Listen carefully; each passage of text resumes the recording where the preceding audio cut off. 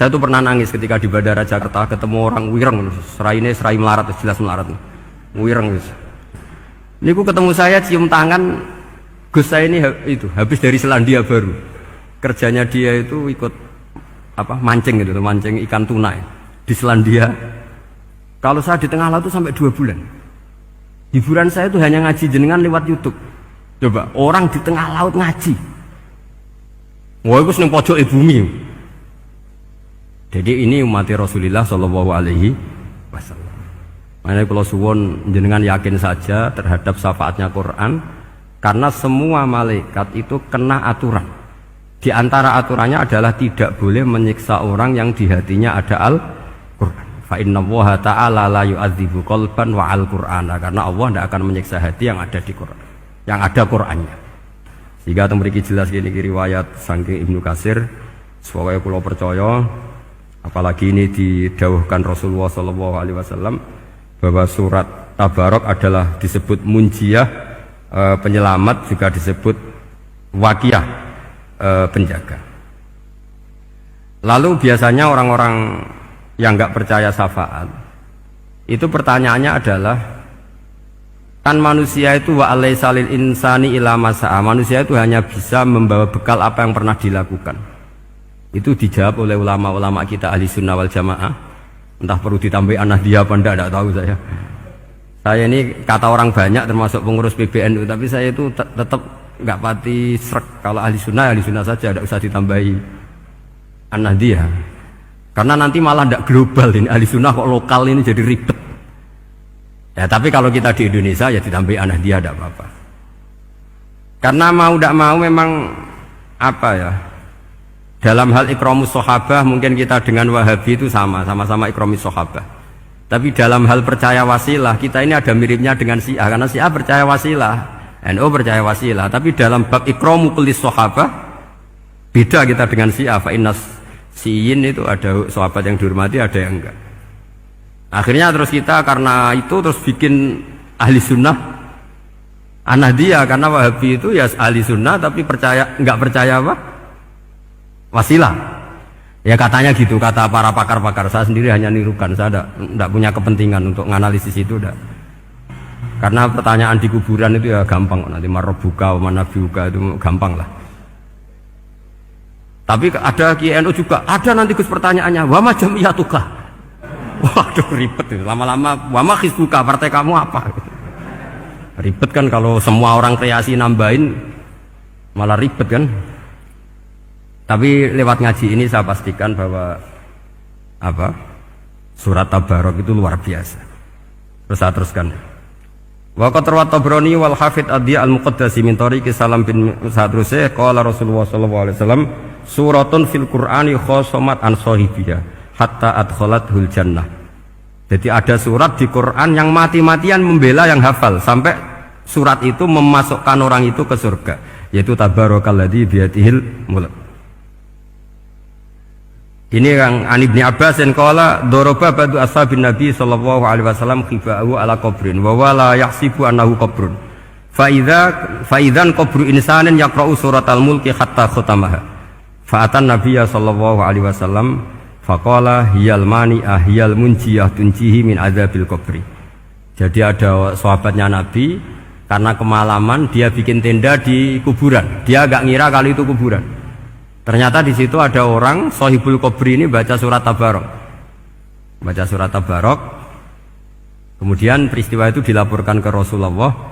Jawabnya Nabi apa? Memang surat Tabarok itu al-mani'ah, yang bisa menghalau atau menolak azab. Terus hiyal munjiyah, memang surat Tabarok itu menyelamatkan tunjihi min adzabil qabri, akan menyelamatkan orang itu dari siksa kubur. Ikut ke sekolah. Wa qala Tabrani haddatsana Muhammad bin Hasan. Terus qala Rasulullah sallallahu alaihi wasallam lawadittu annaha fi qalbi kulli insani min ummati. Karena keramatnya surat Tabarok seperti itu, kata Nabi lawadittu pakai lam taukid. Yakti seneng ingsun annaha di surah yaitu Tabarok fi qalbi kulli insani min ummati. Karena keramatnya surat Tabarok seperti itu, saya suka kalau semua umat saya itu hafal itu.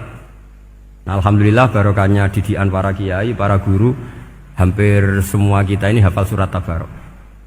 Daripada yang kampanye harus hafal Quran semua, ya sudahlah, ini al-maisur la yasqutubil ma'sur, atau ma la yudraku kulluh la yudraku kulluh. Jadi saya itu punya santri orang Sulawesi, itu dulu guru gitar, santri di Jogja. Dia dulu sekolah kesenian di Jogja terus jadi guru gitar. Saya ini kan kiai fikih, saya madzhabnya sama dengan Pak Najib, termasuk ngaramkan gitar ini. Mau tak haramkan kok ora gelem ngaji malah ribet, tak halal ngomong gitar kok tak halal. Semeneng ae. Semeneng ae. Saya niru Mbah Mun, nek ono jawabane semeneng gak. Ya takok kadang, Gus, main gitar hukumnya piye? Kurang pegawean tak jawab. Halal tak haram, Gus? Kurang pegawean jelas. Halal haram takok ribet. Tapi yang unik dari itu apa? Tiap tahun Beb itu datang ke saya setor surat Tabarok. Kadang ya setor 5 ayat, 20 ayat, sampai khatam. Naik pesawat dari Sulawesi. Gara-gara ngaji saya, sudahlah Gus, sementing aman katakan. Jadi aku ning donya wis main gitar saenakku, nak gak apal Tabarok bahaya gitu. Dia ngapalkan, apal betul. Sekarang kemarin setornya khatam. Ya hanya untuk ngelawan malaikat saja itu, untuk ngelawan malaikat itu. Saya kok tertarik gitu. Lah yang repot saya, Beb, saya kiainya ngajarkan itu tapi lupa ngajarkan haramnya yang gitu-gitu.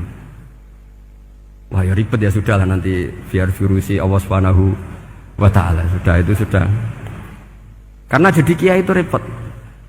Saya pernah tanggal 1 Syawal itu punya teman zaman di Sarang. Wonge wis wireng kriting soe wis wireng kriting. Jarang ke saya tanggal 1 Syawal kecuali pas itu. Ternyata datang tuh karena teman saya, semakan senior saya, mau teko mau ngijazahi saya. Gus, kowe nak dadi kiai sing hati-hati. Aja geman dalil sing kowe ora iso nglakoni. Ono apa? Dia itu datang ke saya berarti tanggal 2 ya, tanggal 2 sore. Dia itu pas Idul Fitri itu pidato. Man shoma Ramadan wa atba'ahu sitan bin Syawal faka'annama shomat dahrakullah. Itu orang lugu-lugu poso.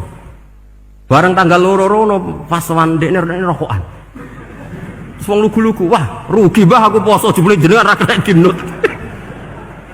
Jadi semuanya yang poso 6 hari itu ngikuti kiai itu. Ternyata pas disowani pas rokokan, rugi bah aku anut jenengan. Tak nut-nut poso jebule jenengan gak poso. Aku yang mending ngene, lha opo kowe dalil ngono barang ngono lha opo ora iso nglakoni.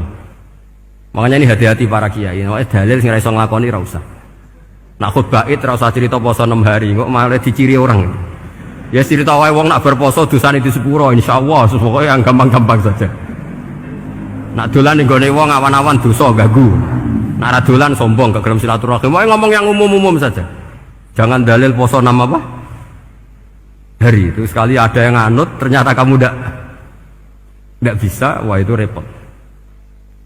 Ya jadi saya berharap sekali keyakinan guru-guru kita bahwa Al-Quran mensafaati itu kita terima.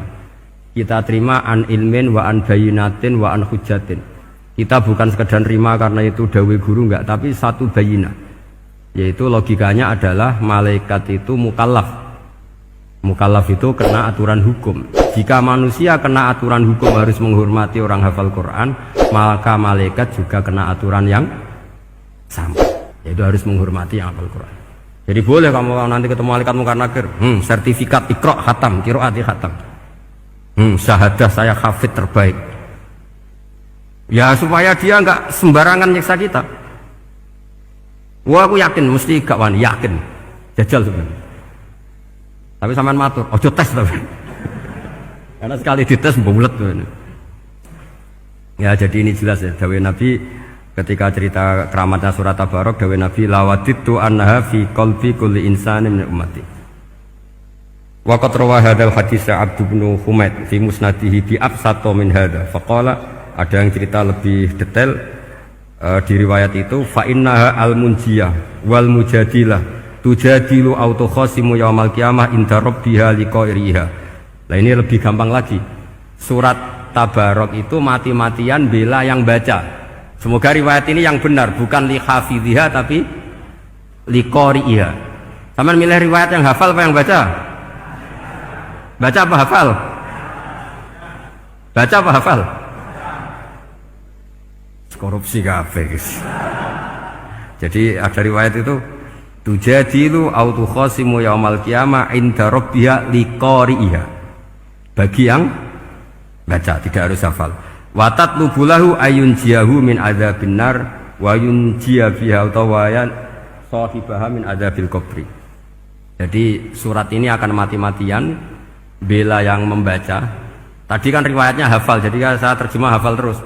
Akhir-akhir kok ada diskon cukup baca, ya ini tak ganti karena ini demi jenengan tak cari riwayat paling gampang. Sebetulnya ini enggak etis, kayak ilmu pesanan. Ya, tapi ya sudah, memang ada riwayat apa? Liqariha.